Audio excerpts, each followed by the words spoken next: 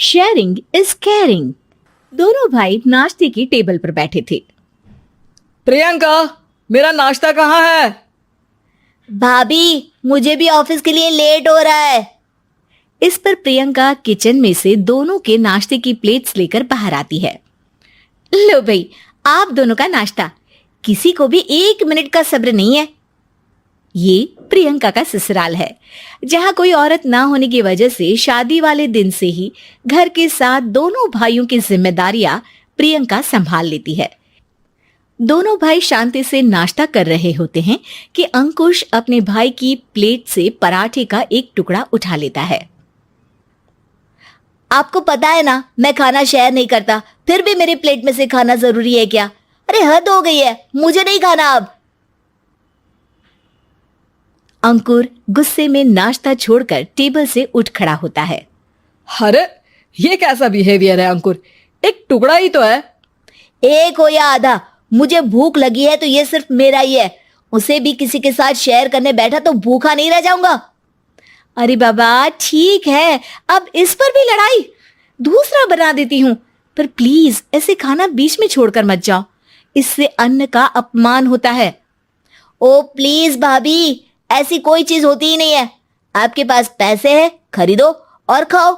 अगर नहीं खाया जाए तो फेंक दो। अरे दुनिया में सब यही करते हैं। अंकुर बैग उठाकर ऑफिस के लिए चला जाता है, जिसके पीछे उसका बड़ा भाई मायूस सा घर में खड़ा रह जाता है। जिसने बचपन से सोने की चम्मच में खाया हो, उसे दुनिया के बारे में क्या पता होगा। वैसे गलती तो हमारी ही है। अगर कभी बचपन में ही सही गलत का फर्क सिखाया होता तो आज ये हाल नहीं होते। आप फिक्र क्यों करते हैं जी? भगवान है, वो जो भी करता है सबकी भलाई के लिए ही करता है, और जब वो चाहेंगे तो अपनी तरह से अंकुर भैया को भी सब कुछ सिखा देंगे। पत्नी की बात पर विश्वास कर अंकुश भी ऑफिस चला जाता है। सुबह से दोपहर होती है और अंकुर लंच करने ऑफिस के पास वाले रेस्टोरेंट में पहुंचता है, जहां वो एक साथ बहुत सारा खाना ऑर्डर कर देता है। सर, क्या कोई आपको ज्वाइन करने वाला है? नहीं तो क्यों? अब कुछ नहीं सर, ऐसे ही। वेटर चला जाता है और कुछ देर में अंकुर का ऑर्डर लेकर वापस आता है, जिस पर अंकुर सब डिशेस में से थोड़ा थोड़ा खाकर बाकी ऐसे ही छोड़कर बिल देकर चला जाता है। वाह भगवान, तेरी माया। कहीं कोई एक एक टुकड़े के लिए तरसता रहता है और ये 5 लोगों का खाना ऑर्डर करके एक का भी पूरा नहीं खाते। पैसे वालों की माया।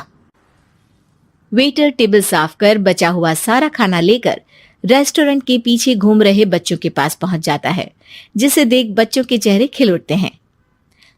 वाह, आज इतना सारा खाना आया। थैंक यू भैया, भगवान आपको खाने की फैक्ट्री बना दे।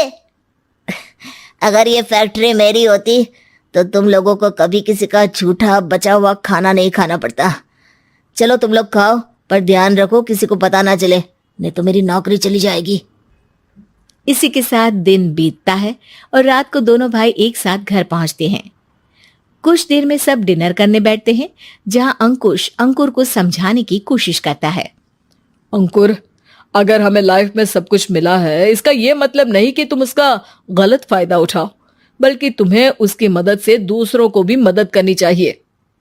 भैया, जिनके पास नहीं है उनकी वजह मैं तो नहीं ना, और ऐसे बहुत लोग हैं जिनके पास सब कुछ है। इसलिए अगर मैं एक इंसान कुछ नहीं करूंगा तो कोई फर्क नहीं पड़ने वाला। तुम्हारे भैया बस एक चीज समझाना चाहते हैं कि जिस चीज की हमारे पास कमी नहीं है, उसे बर्बाद करने से अच्छा है कि लोगों के साथ शेयर करें। इससे हम सिर्फ सामान नहीं, खुशियां भी बांटते हैं, और इसमें तुम्हारा ज्यादा कुछ तो जाएगा नहीं। भैया भाभी की बात सुन अंकुर कुछ बोले बिना उठकर चला जाता है। इसी तरह दिन बीतते रहते हैं, जिसमें अंकुश और प्रियंका कोशिश तो बहुत करते हैं, पर अंकुर पर किसी भी चीज का कोई असर नहीं पड़ता। एक दोपहर अंकुर सैंडविच खाते हुए सड़क के किनारे चल रहा होता है। तभी उसकी नजर आइसक्रीम वाले पर पड़ती है और वो सैंडविच सड़क किनारे फेंक आइसक्रीम खरीदने पहुंच जाता है। अब इसे कहते हैं जिंदगी का सुख। जैसे ही अंकुर आइसक्रीम लेकर पीछे मुड़ता है तो एक आदमी को सड़क से वही सैंडविच उठाते हुए देखता है। वो आदमी बहुत कमजोर, गरीब, जैसे बहुत दिनों से खाना ना खाया हो वैसा लग रहा था। अंकुर उसके पास जाकर खड़ा हो जाता है। उसे देखकर आदमी सैंडविच अंकुर की तरफ कर देता है।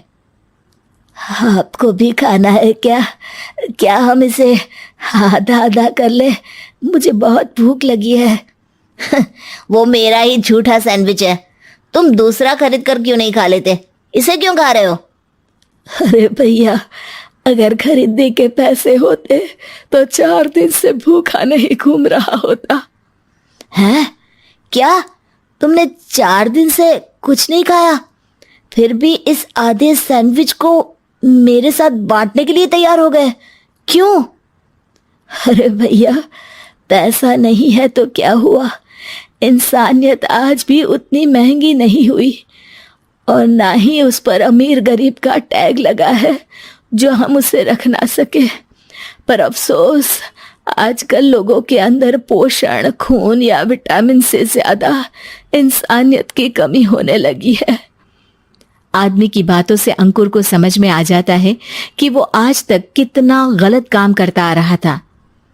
इसके बाद से वो अपनी किसी के साथ शेयर नहीं करने और खाने को बर्बाद करने वाली आदत को छोड़ देता है।